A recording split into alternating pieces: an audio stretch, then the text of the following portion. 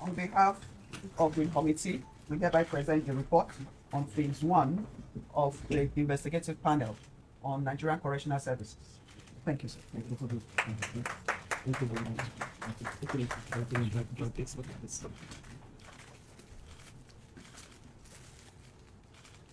Okay. 3 copies, right?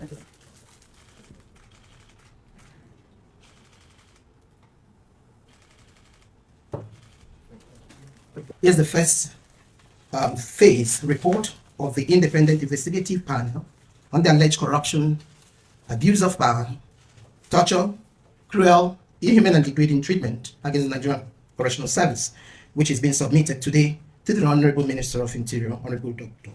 Olubimi Tunji Ojo. The executive summary. This interim report, which is the phase 1 report of the panel, focuses on the findings in relation to the investigation into specific cases, namely Mr. Idris Okuneye, widely known as Bobrisky, and to verify if he served his sentence in the Nigerian Correctional Service custodial centers, and to ascertain the veracity of the claim that an inmate in Kuje Custodial Center was intimidated, threatened, and defrauded by the officer in charge. It also highlighted other alleged violations by correctional officers which require further investigation as well as effective solutions. The finding of the panel thus far shows the following. 1. The panel did not find any evidence thus far that suggested that Mr. Idris Okuneye slept outside the custodial center during the period of his imprisonment, which was from 12th April 2024 to the 5th August 2024, with his 6 months correctional sentence with the usual remission applicable. During this period, he was transferred from Ikoyi Custodial Center to Medium Security Custodial Center, Apapa, Lagos, and that was on the 12th of April. On the 22nd of April 2024, he was transferred from Medium Security Custodial Center, Krikri, to the Maximum Security Custodial Center, from where he was discharged after completion of his sentence on the 5th of August 2024. The state controllers of corrections have the power by law to transfer an inmate from one custodial center to another within the same state. Proper documentation of Okuneye Idris was not made prior or as he was being transferred from Ikoyi Custodial Center to Medium Custodial Center, Medium Security, and from the Medium Security Custodial Center to the Maximum Custodial Center Lagos. The documents were later provided on the 28th of September 2024 and backdated to the 12th of April 2024 and 22nd April 2024 respectively. These are in violations of Section 168 and 169 of the Nigerian Correctional Service Standing Order Custodian. The transfer of Mr. Okuneye Idris from the Medium Security Kirikiri, Lagos to the Maximum Security Kirikiri, Lagos, being a first offender, violated Section 16.4a and Section 16.4b of the Nigerian Correctional Service Act of 2019.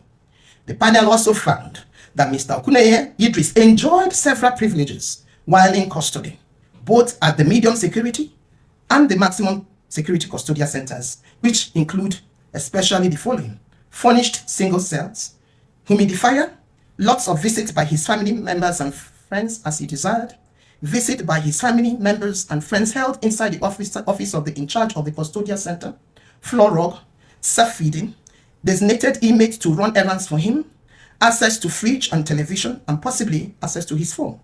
It is necessary to further investigate if the above privileges provided for Okuneye Idris were financially motivated and based on corrupt practices by correctional officers. The panel believes that the peculiar case of the inmates and the inmate's physical look and behavior pose a threat, and the lack of laid down rules for the treatment of such a case may have necessitated such privileges to be granted to Okuneye Idris. On the issue of Abdul Rashid Minor's son sending money to the personal account of the Kuje Custodial Center deputy in charge, who is the Deputy Controller of Corrections, Kevin Ilafosi Ikechukwu. This was found to be true.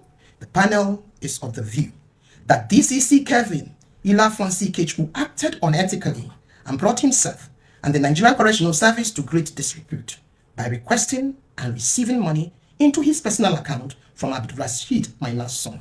For us, we have nothing to hide, and for us, it's about reform and it's about cleaning the process and making sure that will build strong institutions, and that will build institutions that will outlive each and every one of us. The Nigerian Correctional Service is a key institution within our justice system.